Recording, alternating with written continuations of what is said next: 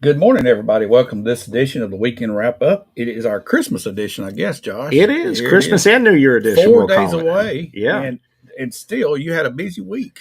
very busy week. This was probably one of the busiest in a long time. Yeah, between my breakfast and regular meetings and special meetings, I went to 11 different Wow. related government events this week. And all are include the news that matters. There's stuff there that you're not matters. going to hear about anywhere else, and that matters if you live here. So we're going to take a quick break, hear from our sponsor, come back and dive in. Yep, absolutely. We'll be right back.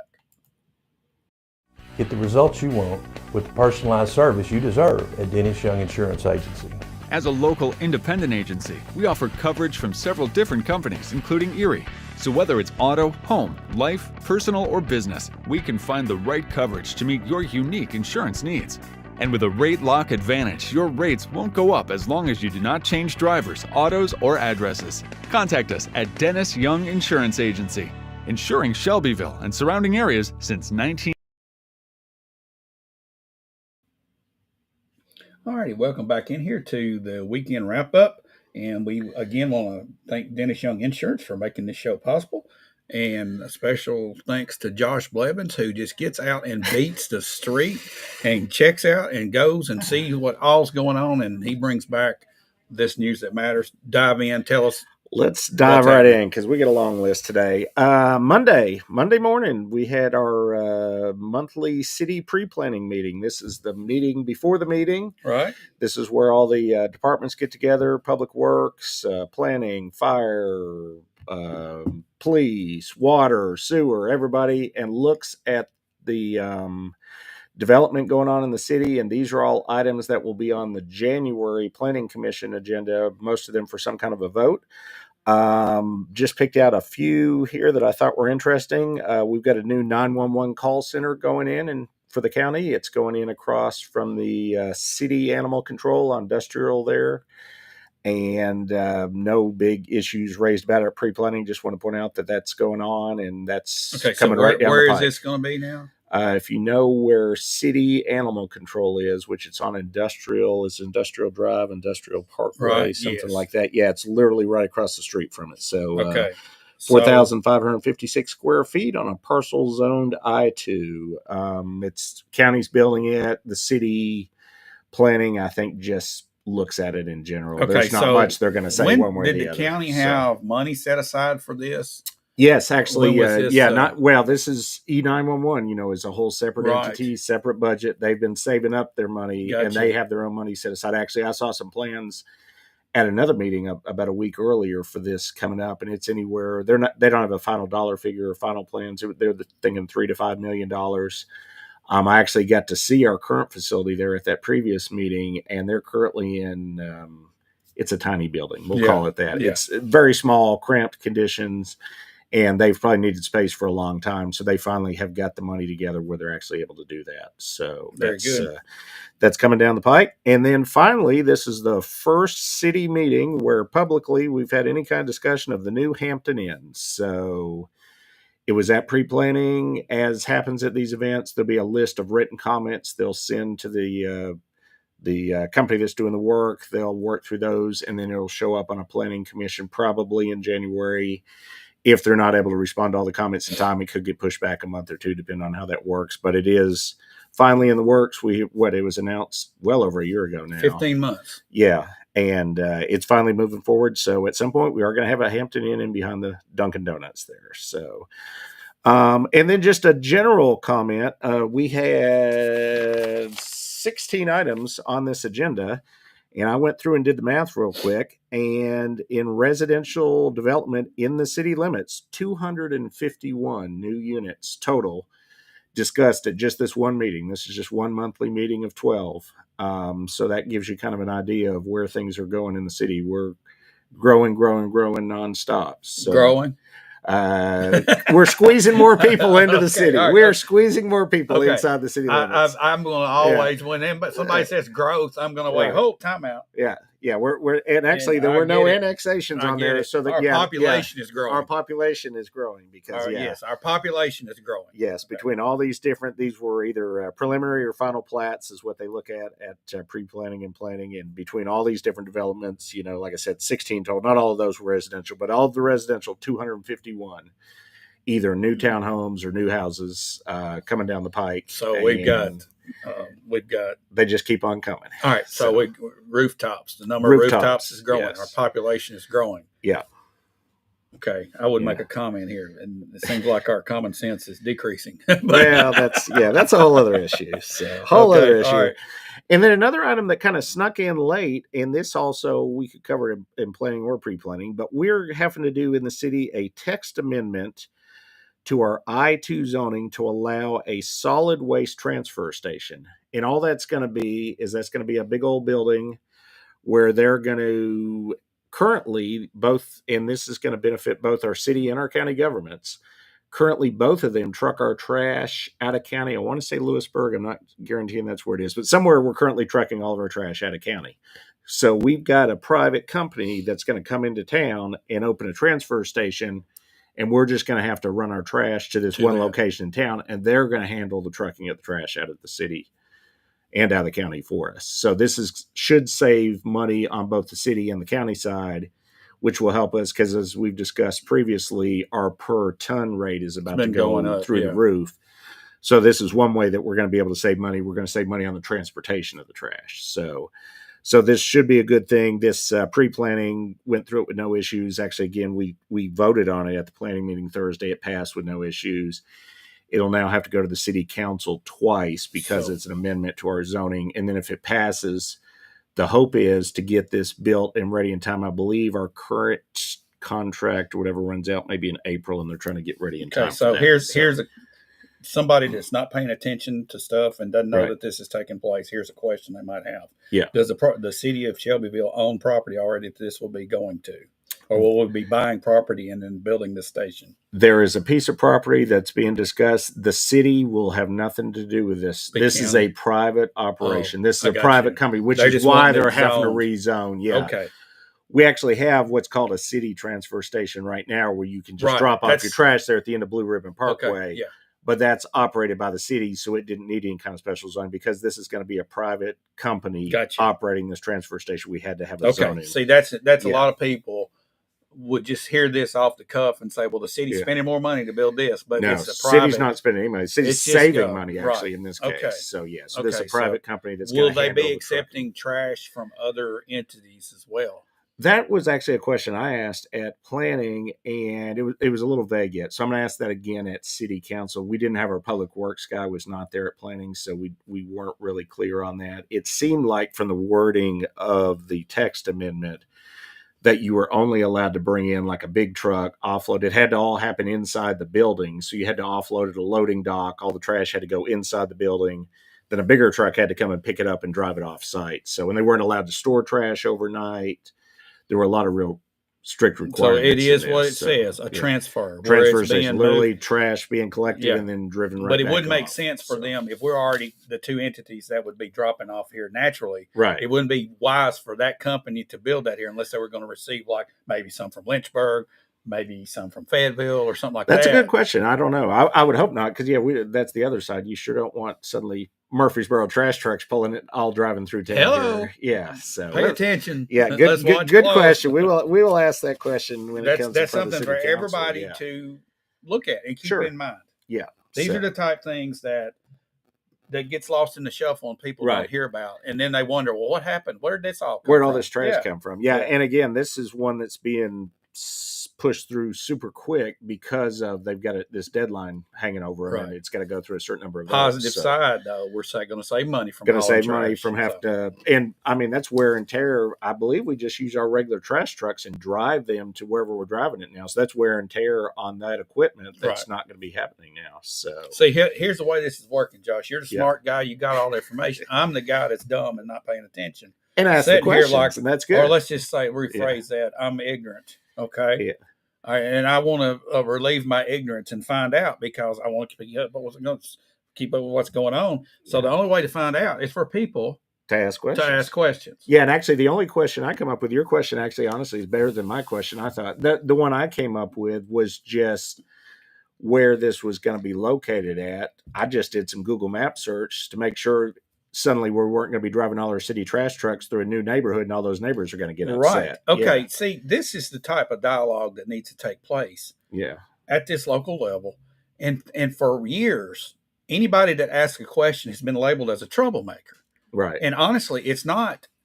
It shouldn't be looked at as somebody's asking me a question, you're a troublemaker. It could be like it might spark something and say, wow, that's another thing that I hadn't thought of. Yeah. When questions come up, everybody learns something. Yeah. And I think it's important for us that have sit back and not said anything or not asked questions, come on out with the questions. I mean, you're a city council member now.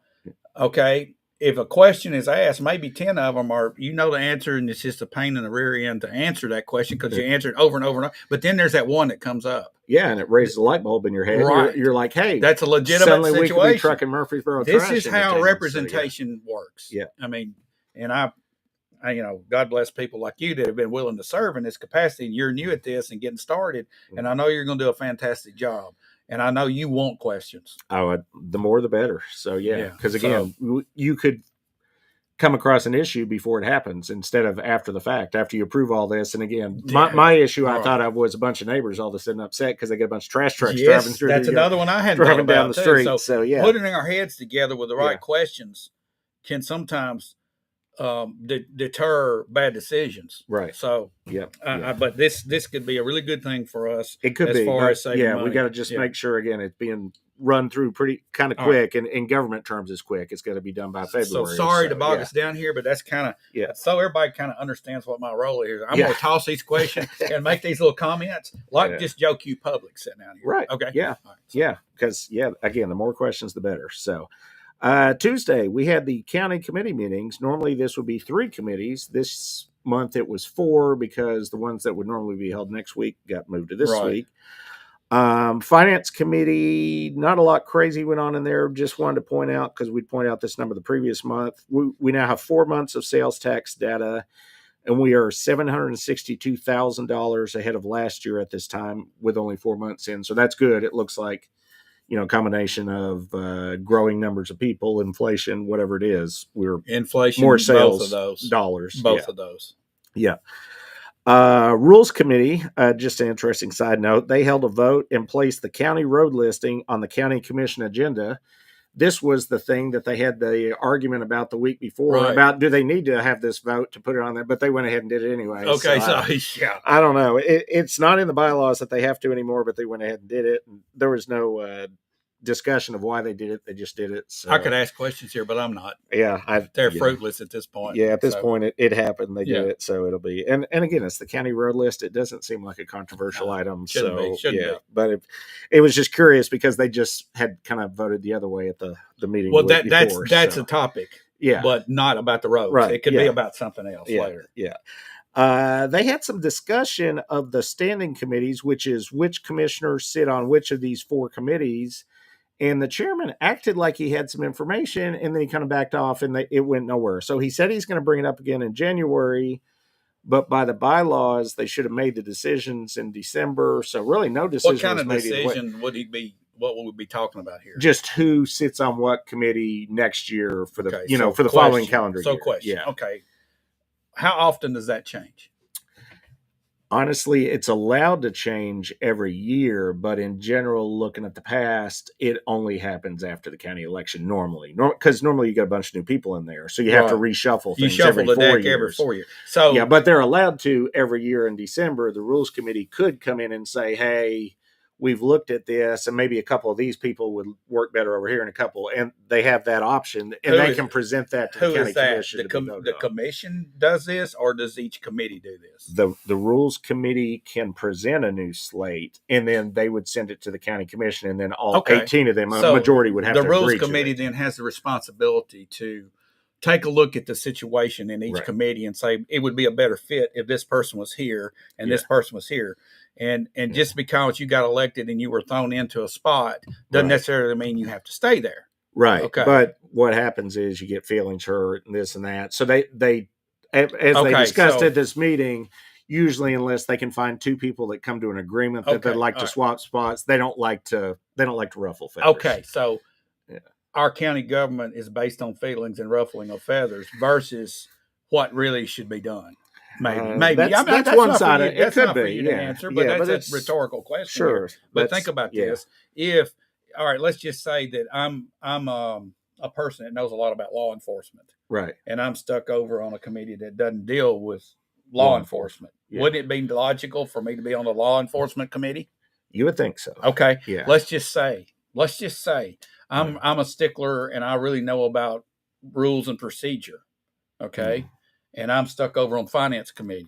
Wouldn't it be logical for me to be on the rules committee? Yeah. What if I'm an expert in property and maintenance? Wouldn't it be logical that I would be on the properties committee? Let's just say I'm an accountant, right, or have an accounting background, and I'm stuck over on the properties committee. Right. Wouldn't it be logical for me to be on the finance committee? It would be, but this is government, David. Do you expect logic in government? This is what drives me crazy. Yeah. Okay. What's logical and common sense is out the window. Right. Yeah, a lot of this is seniority, who's been there longest, and who's going to have their feelings hurt, and who's going to get their feathers ruffled, as you said, feathers ruffling. Yeah, that's old saying. That's pretty fun. Yeah. But let's just look at this. We fuss about Washington, D.C. Right. And I'm so mad right now on this continued resolution thing that they just voted on and put all this port through to make everybody happy. Yeah. It starts on Main Street. It starts right here at this local level of, well, we don't want to hurt no feelings, and we got to negotiate this, and we got to do this, we got to keep this happy and that happy. Right. And this carries upward. This mentality is why we have Washington, D.C. That's I would really like to see the right people put in the right place. And if you make a mistake, it's okay. Just shuffle it over. Right. And they do have the opportunity once a year to shuffle. But it has to be. It's not somebody from taking it. It's if you want to.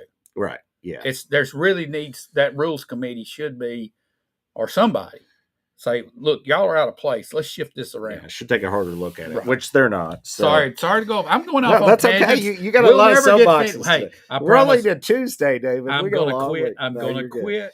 And otherwise, we're not going to get done. Well, we're about to get into more stuff that may or may not spark you. Okay, all right.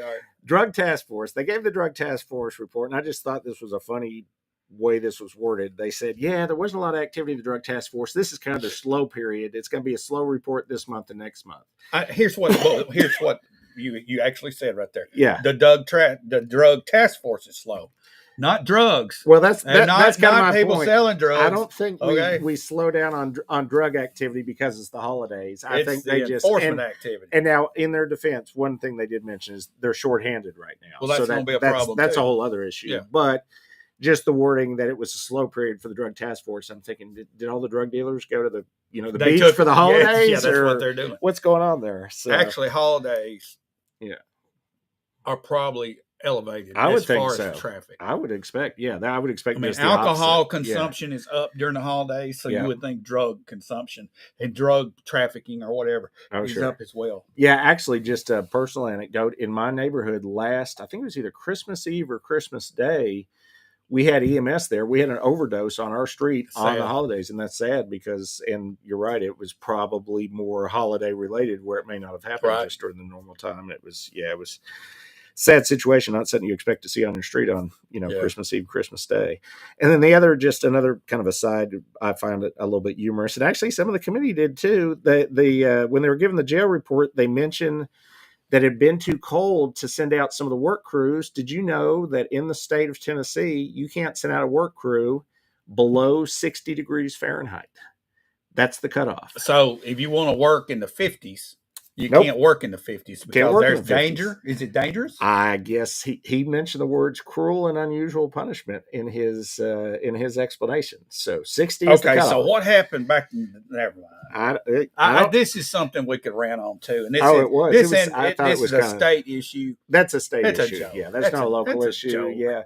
And they said they're allowed on the other end, they're allowed up to 100 degrees in the heat. And I said, even at the meeting, if I'm out there working outside, I'd much rather be working at 45 than 95. I would rather see that cut back to 95 and this go down to like 40. Yeah. Yeah. But 60 degrees. So, and honestly, what that means is from now till February, there's probably not going to be a whole lot of days where they can send them out working. I mean, 60 degrees is kind of these guys that signed up for this that are, I think it used to be called trustees. Right. Yeah. They could go out and get out. Okay. Yeah. They want to get out. Yeah, they want to. Even at 55. At 55, 45, sure. If you're doing manual labor, that's comfortable. Yeah. Okay. No, I understand 25 or 20. I get that. Yeah. I get that. Below freezing. Let's say just below 40. If you're 40 and up and you're doing manual labor outside, it's pretty comfortable. More comfortable there than it is at 85. Oh, sure. So this common sense. Common sense out the window. Government doesn't always work. So Wednesday, we had a lunchtime special call meeting of the city council with the board of Shelbyville Power and Water. What'd you have to eat? We had legends, David. We had legends. Are you serious? I'm serious. I didn't get an invitation. I did, but that's because I'm in this group. But the whole point of this meeting was to discuss again the city charter. We were supposed to decide the meaning of the word ratepayer. Remember, as we've talked about for a while. Yeah. And now the decision seems to be, which we'll discuss this again at the January study session, because let's keep working on this. We're changing the word ratepayer to account holder of record. Okay, so it seems fairly close to me. Well, yeah, and let's say husband and wife. We talked about this. Yeah, it should be husband and wife could be considered as either or both. Well, and now one of the issues had been prior to a year or two ago, you can only have one name on the account. And now currently you can actually have a husband and a wife's name on the account. Advice to anybody out there. If your wife or you alone as a husband are a single account holder for Shelbyville Power, the gas company, any utilities company, go ahead and have it changed to where both of you, if one of you were incapacitated for some reason and couldn't make a change and needed to in a hurry, you won't be able to do it. But go and add both names. Now you can. Yeah. At least at Shelbyville Power, you now can have both on there. So they... that was the discussion. The part that I asked for clarification on the end and still seems a little unclear. So account holder of record is good for private accounts, but say you as a business owner, if you own a business, if your name is not on the account and it's in the business name, and the argument was Shelbyville Power doesn't have any way to know who technically owns the business. So I'm not sure if they're going to be allowed to be on the board or not. So that's still up for debate. So, that's and that varied. They said depending, obviously, if you're a sole proprietorship, your name's going to be on the account. But say you're a corporation, your name may not ever be on the account. So I don't know. We're again going to be brought up at the study session next month. So we'll talk it to death one more time. One other thing that that actually I brought up at the meeting and was a point of a little bit of discussion. The water permit for Shelbyville Power drawing water out of the Duck River, that had been mentioned at the December planning session. Publicly, it was announced that they were going to get a permit for 10 million gallons a day, and they actually gave a date at that didn't happen on December 3rd. What ended up happening on December 17th, TDEC issued a draft permit again. For the 10 million gallons a day. What the draft permit is the same thing as they did back in September of 2023. Interim permit. Saying this is what we're considering. It's now going to be open for public comment. They're going to have a public hearing at Henry Horton State Park on March 18th of 2025.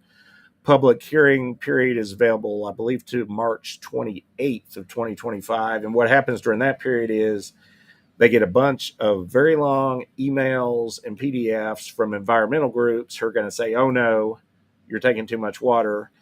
And then Shelbyville Power is going to send their letter and say, oh, no, we're not taking too much water. And then last time they had the city council sign a resolution saying, oh, we're good with this amount of water. So it's kind of a back and forth between the environmentalists and then the utility saying, who's right? Are we taking too much water? Are we not taking too much water?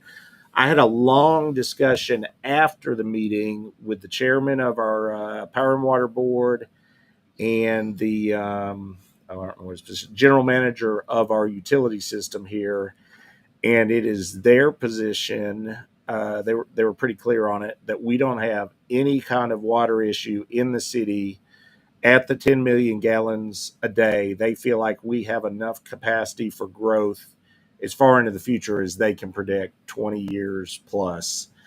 And they don't feel like our withdrawal of 10 million gallons a day is any kind of negative environmental impact on the Duck River. And I'm not a water expert there who we pay to be our water experts. So we kind of have to go, at least from the city side of things, we kind of have to go off what they say, because the alternative view, which is that we're taking too much water, is held by these environmental groups. And, you know, you agree with them or you don't agree with them, I don't know, but they're not, we haven't hired them to be our experts. We've hired the system. Right. Yeah. So it gets down, you got two extremes here. Right. You got one that don't want a drop sucked out of it. Right. And you got another group that will suck it dry in a heartbeat. So you got to come to somewhere in the middle. Right. And Duck River is a little special. Okay. Yeah. First of all, it goes through our backyards. It's one of the most, and I've said this many times here, we've even done a show about Duck River before. Right. It's one of the most biodiverse rivers in the world. Yeah. Okay. It's a treasure. Okay. And it supplies our water. Yeah. It supplies life to southern Middle Tennessee, a big portion of it. Right. It and the Elk River. So you've got one side, which will go to the extreme, and then you've got another side that would pump it dry for money. I mean, for the sake of development. I'm using exaggerations here, but somewhere in the middle, we've got to be able to make sure that Duck River stays healthy for life-sustaining properties to remain there. Sure. Okay. We can't suck it dry. So, and it's not just about us in Bedford County. It's about the 8 other counties that are dry. So, Domino, we want 10 million. I think Columbia's drawing like 32 million gallons. You start pulling, start pulling and pulling and pulling an extra million here, an extra million there, an extra 5 here, and you could have a problem, and it could be a domino effect. But if we isolate it and just look at it, we're fine here. Yeah. I think you have to look at the big picture, and that gets back to the governor's declaration of conserving the Duck River. Right. Well, they got to get on the same page here and understand that we do need to preserve, and we don't need to destroy a wildlife that's there, because that's part of the reason it's the quality that it is. Right. Okay. One big concern I have, and this might have been addressed in your discussions, was Tyson Foods draws $2 million out and pumps $2 million back in, and we weren't getting credit for that $2 million. Yeah, and we still don't get credit for what we also pump back in. The city pumps back in from our wastewater treatment plant. Okay, is the quality not good enough to get the credit back, or the way it seems? Yeah, they don't even consider it in the equation. Yeah, and I don't know all the reasoning of that, but yeah, TDEC doesn't even take your return rate into the equation. They only look at your withdrawal rate, and the permit's only based on your withdrawal amount. Yeah. So this is something that we're going to be talking about in the future, ongoing, as long as we keep trying to put more rooftops in. Yeah. And everybody along this Duck River is in the same situation. Oh, sure. Actually, that hearing in March, it's also, I believe, Lewisburg. It's two cities. It's Shelbyville and I think Lewisburg. They're up for debate at that particular hearing, and also for public comment and whatnot. Okay. So we'll have a lot more of that down the road. Thursday, we had the Planning Commission, which a couple items to note on that. We approved the site plan for the new Starbucks, which is going in right next to Doak Howell Funeral Home, as we've discussed in the past. There will have to be a house taken out there, too. Yeah, there's currently a house, yeah. There was a 9-unit townhome proposal on Sevier Street, I think is the pronunciation. And the Planning Commission looked at that, and the problem with that one was they had there's a lot of check boxes you're supposed to check, and there was like 9 that they missed. So that's bad. And they were going to go ahead and pass it through and just leave those as conditions for them to move forward. And the Planning Commission decided 9's too many. I mean, there's no set number that you're allowed to miss or not miss, but they said 9's a lot. Let's push it a month and get your act together. So, there you go. So that one will be back next month. Shelbyville Housing Authority, which I think we talked about this last week. Did. Yeah, they're doing some rezoning over on Tate. There was a little bit of discussion that I hadn't even thought of about that. Tate, where they want to build some more units in there, backs up every day for that Thomas Magnet School traffic. Yes, it does. It's terrible. Yeah, it's terrible there. I drive through there. It's not half an hour a day, maybe. I noticed that it's, it backs out all the way on to Elm. Yeah, it's out on Elm. Elm is a problem right there. Right. There needs to be some backlog before you get them off of a state highway. Yeah. So one of the planning commissioners felt like we shouldn't approve the new units because that backlog. My feeling why I voted the other direction, which was yes, is it's not the housing authority's fault that there's a traffic backup. There's the school's fault, and there's enough. Whether or not they build a few more units there is not going to help or hurt the school traffic issue. The school traffic issue is a whole issue unto itself. So I don't know how we fix that. I've got an idea, and I'll bring it up a little bit later. Okay, but all right. But this right here is a problem. Yeah, I pick up grandkids occasionally there. Yeah. And if you don't get there in time, you're sitting on Elm Street. You sit on Elm, and people come flying beside it's in a curve. you. Okay, it's not a good situation. Right. So, yeah, there needs to be some kind of fix there. But it's not the housing authority's fault. It's the school's fault. It's so they need to. Yeah, somehow that needs to be fixed. There was another rezoning on Belmont. This is another one that I voted yes on. I think we had 2 people that voted no on this. And my reasoning was this is a tiny little, it's like 0.3 acres. So they wanted to go to R4. At the most, they'll be able to get 4 units on it. It currently already has 3. One of them is getting torn down. There's an old historic house, which they removed the historic zoning that's fallen apart that they got to tear down. So at the most, you're either going to have 3 or 4 units on it. It's already got 3 units on it. It wasn't a big change, either way. So the R4 gave them a little flexibility. If they weren't given the R4, once the house is torn down, all they'd be allowed was a duplex on there, which they already had a duplex. And so it's again, 3 units, 4 units. It's not going to be a traffic issue. Is this the same property that came up 2 or 3 weeks ago? This is the same one 2 or 3 weeks ago that had that house that's fallen down. It used to be the photographer here in town. Right. Yeah. Billy Wortham's place. Yeah. So that got pushed through. That'll go to that'll be on city council next month. And then the big item at the end, our planning director is finally going to be moving forward with the R4 and PUD revisions that we've been talking about all the way back to February and April of this year. And he had a timeline laid out. The only thing that bothered me is, government moves slow. We're going to start talking about it in January. And even if everything goes smooth, according to his plan, it was like April before we're voting on it or something. Yeah. I mean, there's a public comment period. It's got to go in front of 2 growth committees, and then it's got to go to the council, and it's got to go to the planning committee. It bounces all over the place for what to me seemed like some pretty simple common sense fixes that we could have made like 7 or 8 months ago. So, and they were ready in April, but they just hadn't moved anywhere yet. So, knock on wood, they're actually going to happen this year. And the process will be starting in January. And if nothing else, we got a spreadsheet with dates, and we can go back, point those dates, and say, hey, did those things happen? So, right. Thursday, again, same time I was at Planning Commission, so I didn't make it to this meeting, but Friday I went back and watched it. Fortunately, they posted online. We had a school board meeting, and there was a lot of discussion at this that I wish I'd been there for, because there were some pieces of paperwork that I wasn't able to get. But one thing that was mentioned is they got final numbers on the construction of Cartwright Elementary School, and they, quote unquote, saved $2.4 million. No, we just didn't spend $2.4 million. We didn't spend, but David, we're going to go ahead and spend it anyways. Okay. So because we had authorized this amount of spending, whatever the dollar amount, I can't remember what it was, 40 million, somewhere in that neighborhood. And we spent $2.4 million less than we thought we were going to. We're going to go ahead and spend those $2.4 million on upgrading the athletic lighting at the majority of our schools. We're going to get all our schools on LED athletic lighting, which just so happens is going to cost, what do you guess, David? $2.4 million. That's ding, convenient. Ding, ding. That was very convenient. You know what this sounds like to me? So this sounds like Congress voting a continuing resolution and having this big spending bill on it, and it's a monstrosity, and then they cut it and say, we're cutting spending. Right. No. They cut the number of pages in the bill, but still spent the same amount of money. Yeah, we're cutting spending. Yeah. Yeah, okay. Yeah. Whatever. So in this case, we're spending the same amount, but instead of it all going to Cartwright, we're now getting $2.4 million worth of Musco lights. Okay, so this money, that has to be voted on by the board. The school board, and they did. They voted and approved it. Yeah, they had to vote. That's why it was on the agenda. Shout out for LED lights. It will save electricity.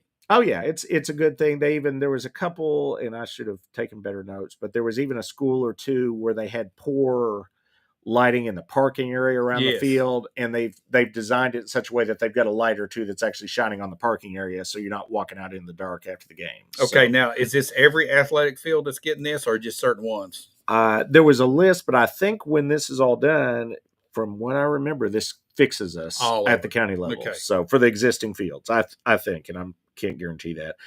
The big thing too was this is a quick deal. Apparently Musco not doing a lot of stuff in the winter. They're going to have this thing done by like February. So as long as the weather holds, they're going to try to get this in to where they're ready for all the sports seasons come springtime. So, and this got approved. So the other big item of discussion was, which I thought this was already a done deal, but they had not officially decided about moving the school administration and now also, I guess, the maintenance for the schools into the old TCAT building.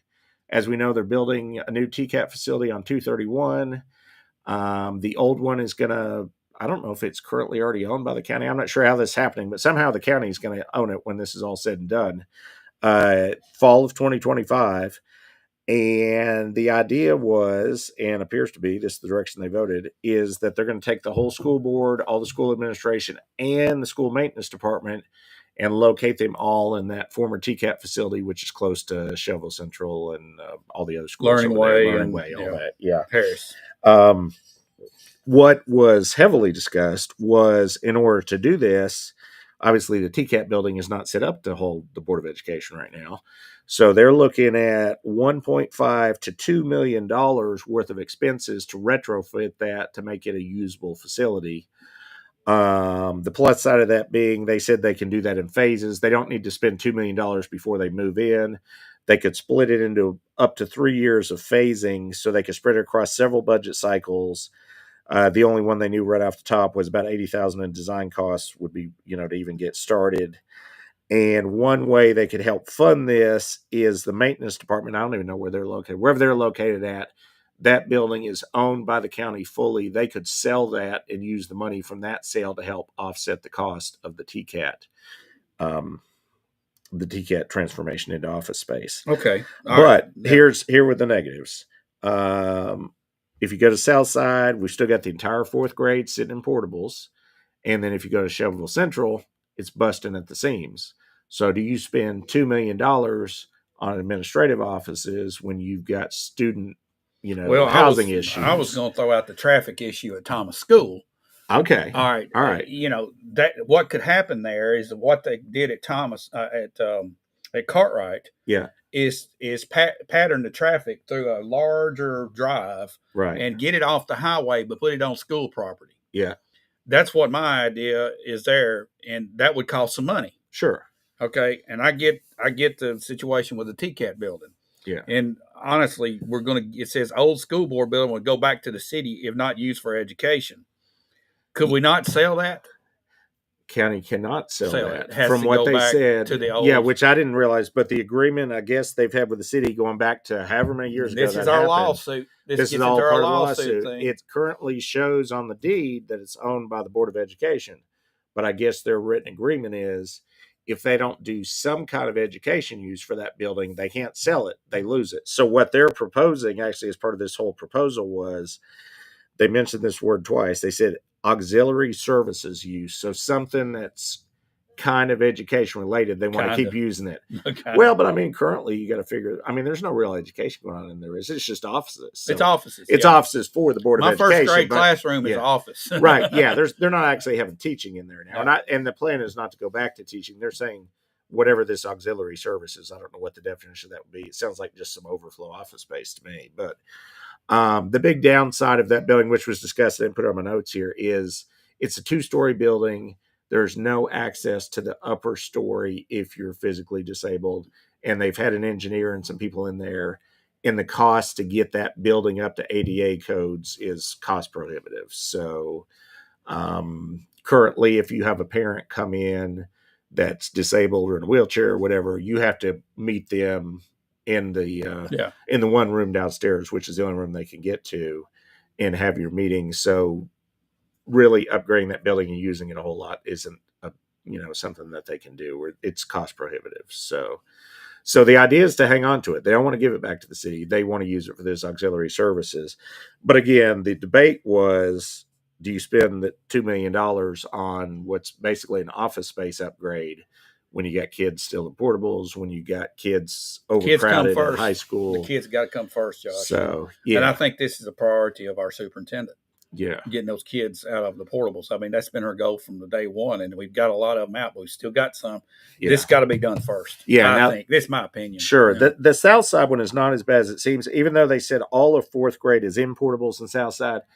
The only reason is they're 25 kids short of being able to fit everybody in the building.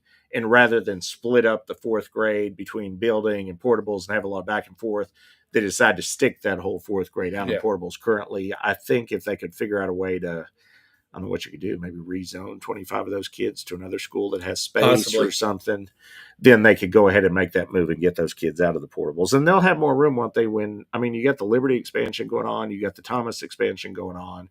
So we've got space that's going to come, on board in the school system in the second half of the year. So maybe, although you really don't want to be moving kids in the middle of the year. So maybe next school year you would rezone some of those kids. But the bigger discussion was, which they've had again, is the only fix for Shelbyville Central's issue is we got to have another high school.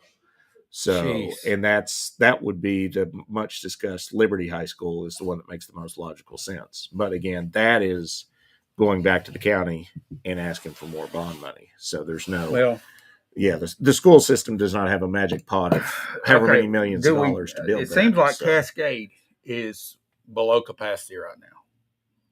Possibly, I don't know. Yeah, from what I understand, it's below capacity. I don't know this to be true, but I heard it's about half of what it's built to capacity. And, and naturally, they've got room for expanded population. Right. Okay, and community, I think that they're more full than Cascade is. Right. And Central is obviously the population center is filling that school up. Right. And that's the city limits of Shelbyville. Sure. I don't know if there's some fringe people that are going to Central that could be zoned to Cascade and community to offset this while this gets done. But we just got, and I know we got to build more schools. Right. Period. And Central is one of them. But would it be feasible to just go in and put not build a new Central High School and make it huge, keep what you got there, build another school, another high school, maybe at Liberty? How much would that pull off? And I'm just thinking out loud here. Is that discussion even started yet, Josh? Yeah, the discussion, they had the two workshops, and the discussion has been, from everything I've heard, which is the solution is to build like a 1A or 2A Liberty High School, which would be a smaller high school down at Liberty, and then you just zone those South Side kids to go down to that high school instead of to Central. One other point of note, though, that I found a little interesting, they went to the attendance report and they mentioned the number 9,017 students, including pre-K. They said they are currently down from the same point last year in attendance, which to me says, and we're early in the year. I mean, we're halfway in the year, but still early in the year. I mean, is some of that student growth slowing for some reason? Some other things they mentioned it may not be that the growth overall is slowing, but they mentioned some of the numbers of homeschoolers and private, church school students and stuff that are in the county now are more people pulling their kids out of public schooling into some kind of a private homeschool environment. In which case, maybe the school isn't growing the whole. What have we been? Is it 100 kids a year they've been saying, or there's been a number they've been throwing out? It's been about 100 a year. I think 100 a year, but currently, at least, and again, we're only halfway into this year. We haven't had that growth this year, and that's a very small period of time. Especially if the voucher system comes into play, I think you're going to see a lot of kids pull out of the public school system and go private. I think you'll see that take place. Right. And then you've got the homeschool. It continues to grow, and there's associations and organizations and churches that are helping with that and coordinate it better than it was a few years back. Yeah. So you're going to see that. I think that you need to, when you're planning this next school, you need to evaluate this voucher system. If it passes and it really comes into play, what's that going to do? It could change the math completely. Yeah. You could, I don't know. I wouldn't want to be on the school board is all I got to say, because I mean, you can look at the last 5 years historic numbers, but making that projection of the next 5 years going in the future, I mean, it could be a crapshoot of which way it goes. We could stay on our trajectory, or you could level off, or you could even fall, like you said, if the voucher system came in, what if it fell off a cliff and you've suddenly got 500, 800 less students next year? Because those numbers affect the amount of dollars you bring in from the state. So if you suddenly only had 8,500 or 8,000 kids, that's a lot less money in your state budget. I could see 5% pulling out, right? And, and going to places like Webb, MTCS, some of these other private schools that we can commute, right? And you might see some others pop up. I mean, we've got our own private school right here in town, Cooper Academy, it's under elementary, and it could expand pretty rapidly. I don't know what kind of student population they're building that for. I don't know if they're building that for a couple hundred kids or 500. I haven't even seen the plans. It's not massive, but it will pull some. Sure, from the elementary level. From that level, I mean, it might ease the south side situation and the east side situation. But who knows? So a lot of things for the school board to be considering there. So. Just a final note, which I think I mentioned earlier on, but they were actually handed at the meeting, because again, I wasn't there, so I wasn't able to get one. But all the school board got a piece of paper with the final numbers on Cartwright as far as how much they spent, what they spent it on, all that. The only number that was read out publicly was that they saved $2.4 million.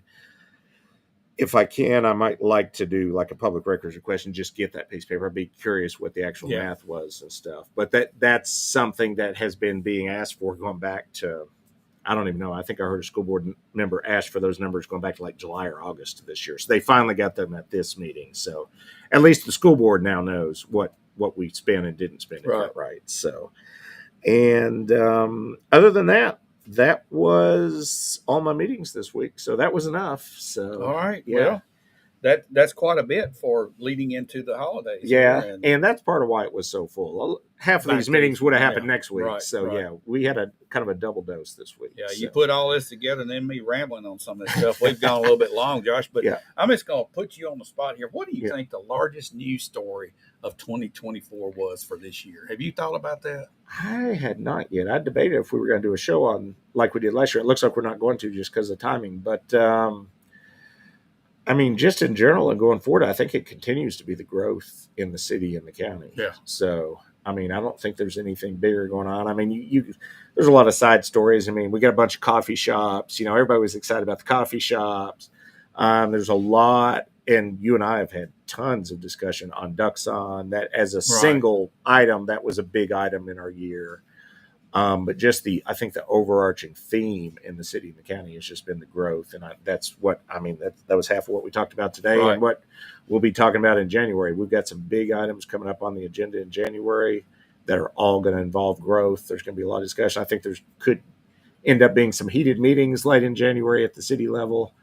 And just, looking backwards and going forwards, I think that's kind of what we're going on. Was there anything else that stuck out to you in the year? On a concerning note, the Duxon thing, on a positive note for okay, this is something to celebrate. The Glass Hall Tavern got opened. Yes. And that was big. That is big. And of course, the 5 coffee shops that we've got. That coffee shop. I don't know how apparently everybody's excited about that. So everybody likes coffee. Yeah, everybody likes that. So the Duxon thing is, and going forward this next year, the story's going to be, will they have customers to service? Because the EV business itself is a little shaky. Well, in general, I've actually, we'll get on Duxon really quick. I mean, from what we've heard, they've received a certificate of occupancy and are able to. I don't even know if there's trucks going in out there. I mean, I've not heard anything more. It's curious to me that when they broke ground, we brought in the governor. We brought in all these big names and had a big thing.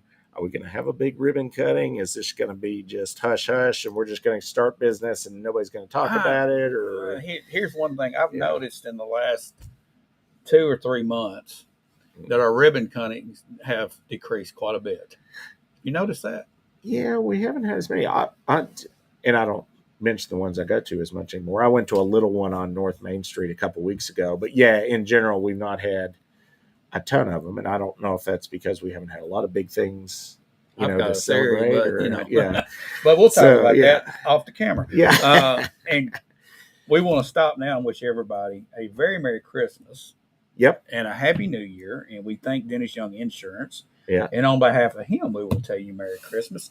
And before we wind down and make some final comments, I would like to hear from him one more time. And then we'll wind things down here for the year. Yes. Get the results you want with the personalized service you deserve at Dennis Young Insurance Agency. As a local independent agency, we offer coverage from several different companies, including Erie. So whether it's auto, home, life, personal, or business, we can find the right coverage to meet your unique insurance needs. And with a rate lock advantage, your rates won't go up as long as you do not change drivers, autos, or addresses. Contact us at Dennis Young Insurance Agency, insuring Shelbyville and surrounding areas since 19.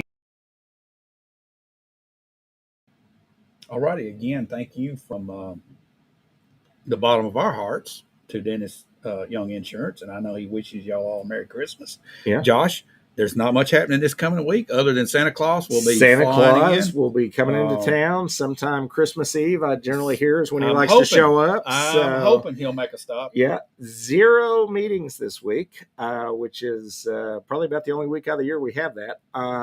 Just one thing I wanted to point out, which we've posted about it because we reposted that school did on Christmas Day, which has been happening, I think, here every year, the years that I've been here. Chili's gives free meals here in town. And I think that's a local thing. I don't think that's part of their chain. I think whoever runs the local Chili's, we've posted about it. Look on our Facebook. If you don't have a place to get a Christmas meal, somebody that's down on their luck, I believe they deliver them even. They'll deliver Christmas meals. You can go there and pick up Christmas meals. And then also Emmy's Restaurant. That's tradition. Same day. Traditionally, they do a traditional, I think the Chili's is like 11 to 2 and Emmy's like 2 to 5. Right. Don't quote me on that, but I think those were but anyway, let's look on our Facebook. It's got all the information for that. No excuse to go hungry on Christmas. They're out there giving free meals, and just shout out to them for doing that. Shout out to our soup kitchen here in town, who's not doing a Christmas Day one, but is always out there helping, people that need a meal. And then just other than that, Merry Christmas and Happy New Year. And I believe we're going to take next weekend off. Yeah. And then be back in the new year, January 4th. And do it all over again. Same time, same place, same channel, with the news that matters here. All right. So, Josh, thanks for your hard work, and Merry Christmas to you. Merry Christmas. And Merry Christmas to you.